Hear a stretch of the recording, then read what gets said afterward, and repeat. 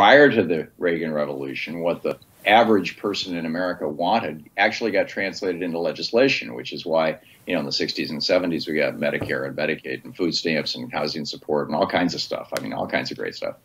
But since the Reagan Revolution, what the bottom 90% want is almost never made into legislation. Instead, it's what the top 1% want.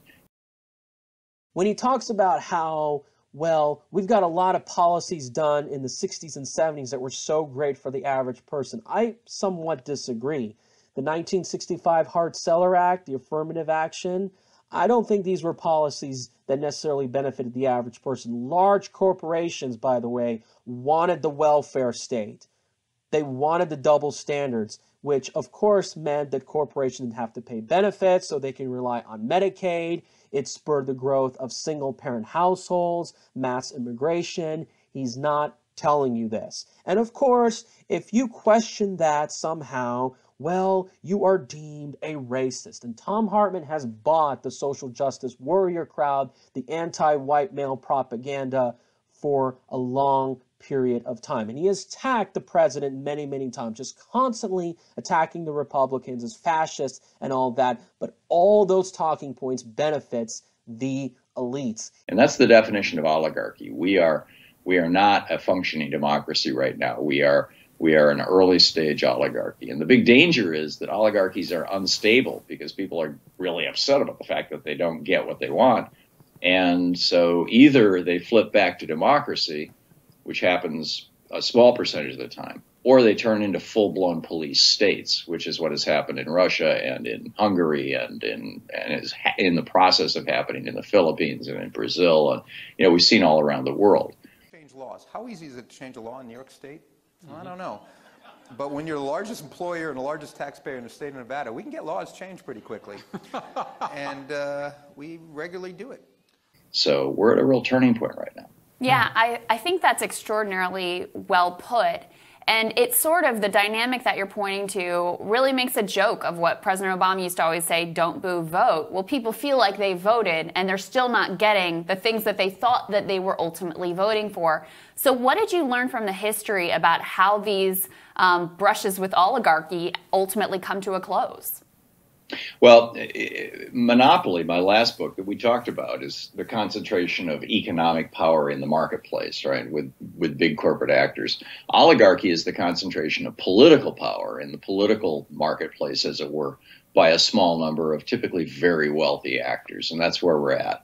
And you know, as I said, you know, once oligarchy gets going, it ends up in one of two things: either a fascist police state, or it collapses and goes back to democracy, like happened in 1933 here in the United States. And if we want to go that direction, if we want to make sure that America goes back to democracy, we have to get money out of politics. This all really started in 76 and 78 when the Supreme Court, in a pair of decisions, Buckley and Bellotti, ruled that if an individual billionaire in 76 with Buckley wants to own a politician, that's fine. That's free speech. That money is not money. Money is speech. And that's protected by the First Amendment. And then 2 years later in the Bellotti decision, they extended that logic to corporations. That created an ocean of cash that brought Ronald Reagan into office and continues to haunt us. It was doubled down on in 2010 by Citizens United. Like many of these political commentators, it's very hard to trust who these people really are and who they work for. Because I suspect about 90-something% of these people, whether they are on the left, right, center, or whatever, they're shills of the status quo. And there's a lot of evidence I have looked into to prove that is really the case. Now, to be fair, I will give Thom a lot of credit. Certainly, income and wealth inequality is perhaps the largest issue facing our country. And not to mention the fact that there has been a lot of horrible policy changes that's taken place over the last several decades. The problem is that Thom is taking too much of one side, and not to mention he's not showing you the whole enchilada of the problem. The same goes with Robert Reich, a guy who was a former labor secretary. Just blame Republicans, blame Republicans. Yeah, And you see that among the right too. Just blame Democrats, blame Democrats. But in fact, both parties are heavily responsible for the problems today.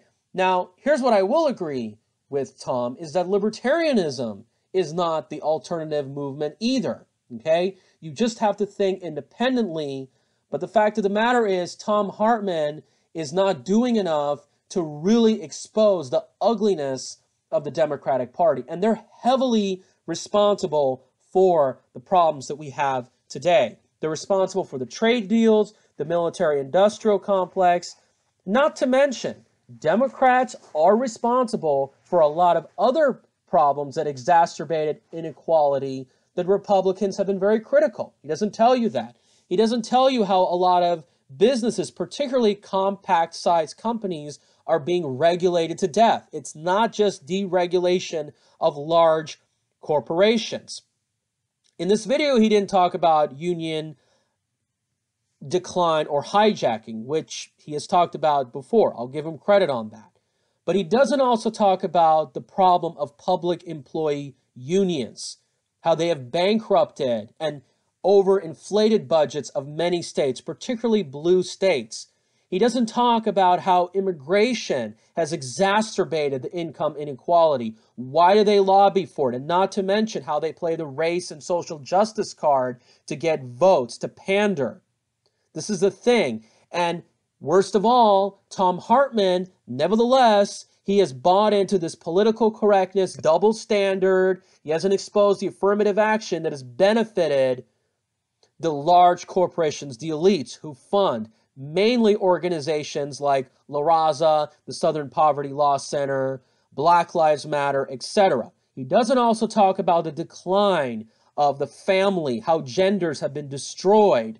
Nuclear families are enemies to the corporate establishment, not to mention the decline of communities and morals. He's not telling you all this. That is the problem. And more importantly, you have to keep in mind that it's blue states like California, Illinois, and New York that are having very high levels of inequality, and companies are leaving in droves, and taxes are high, especially for the bottom 95% of Americans.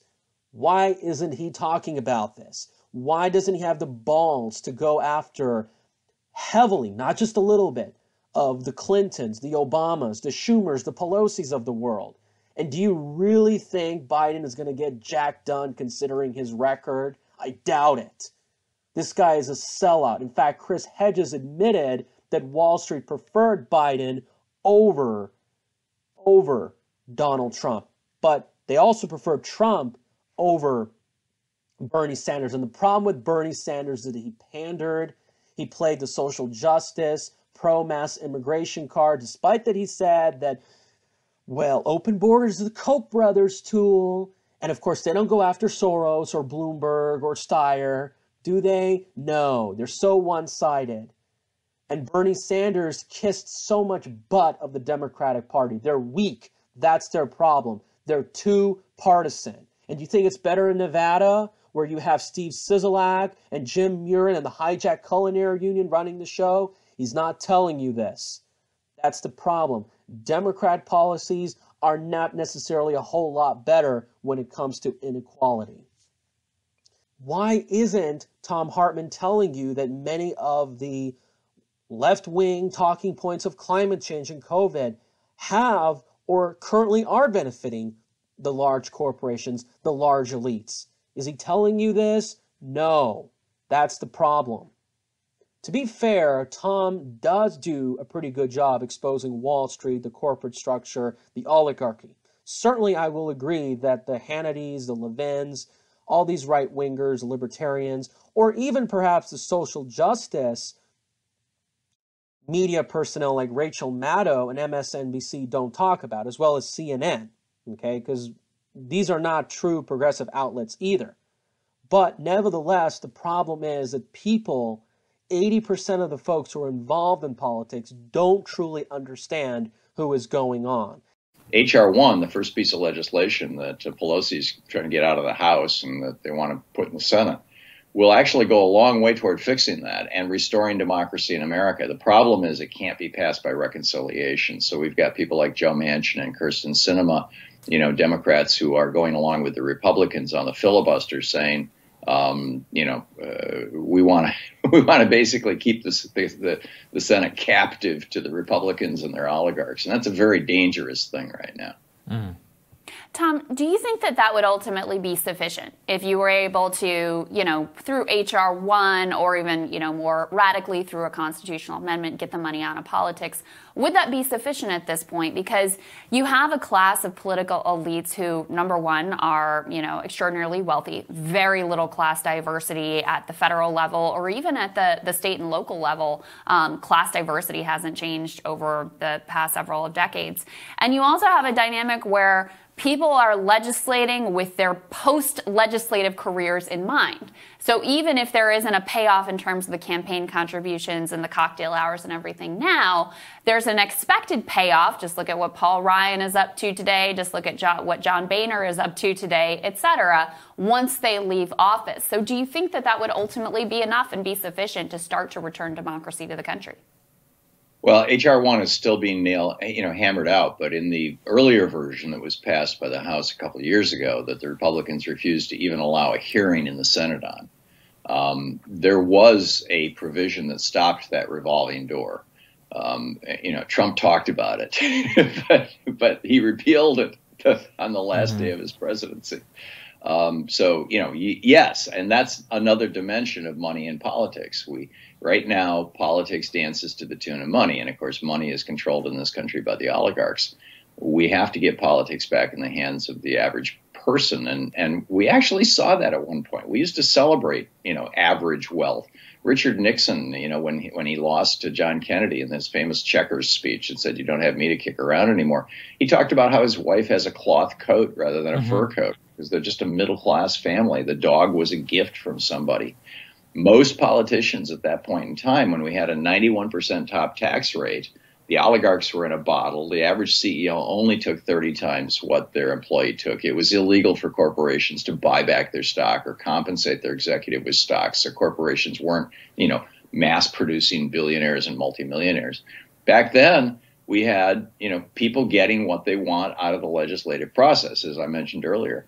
We just need to go back to that. And H.R. 1 takes us, in my opinion, about 60 or 70% of the way there. There's still a lot of work that needs to be done around the edges. And in some ways right through the middle, like you say, a constitutional convention or a constitutional amendment to overturn Citizens United and its earlier versions, Buckley and Bellotti and McCutcheon. But a lot of it can be done by legislation. What did you make of the Reddit uprising around GameStop? What it showed was, how very, very corrupt Wall Street has become. It's basically a gambling operation in many ways, and it's a gambling operation that's skewed of, by, and for the billionaires. And with this very small technological and business innovation of Robinhood, an app that lets you trade options without fees, suddenly you had 1 million people jumping into the marketplace and messing with the billionaires. And of course, the billionaires fought back and said, "You can't do that," and threatened the company, the Robinhood company, that we're going to cut you off from your ability to trade if you don't, get the rabble under control. But Bernie Sanders called it out, Elizabeth Warren called it out, others have. We have on Wall Street an extraordinarily corrupt system that only benefits oligarchs, and it needs to be reformed as well. Elizabeth Warren has a lot of good steps for that. Yeah. And yes, we do have owners of this country. Yes, it is true that GameStop and the Wall Street crookedness is out of control. But what is Biden doing about it? Are you exposing that, Thom Hartmann? Or are you just constantly taking one side? Folks, wake up. You need to expose your horizon. You need to expose your truth and understand what's going on. You need to understand that there's so many half-truths. You need to understand that channels like me need to be spread out and get out there as fast as I can. Because whether it's Thom Hartmann, Alex Jones, whether it's all these people out there, you're not understanding the whole enchilada of what's going on, not just in these issues, but in the financial markets, in the urban planning, the list goes on. For sharing this Cyrus in Laguna Niguel, California. Hey, Cyrus, what's up? Hi. There's an issue I wanted to bring up that you and Bernie can tackle down. In California, we're paying about $1 more in Southern California than the rest of the country for gasoline. And this has been going on because of the major refinery issues. So the oil companies seems like they've been purposely shutting down their refineries. And here's the ugly part. They blame our taxes and our environmental policies, yet at the same time, the price gouging is happening in nearby areas like Las Vegas. Right. So I'm hoping that you and Bernie will go after these people and prosecute them, because it's costing us hundreds of dollars a year for every consumer. We're paying billions of dollars or more for gasoline, and this is unacceptable. Yeah, I didn't know that, Cyrus. Thanks for the heads up. I'll have to see what I can do to track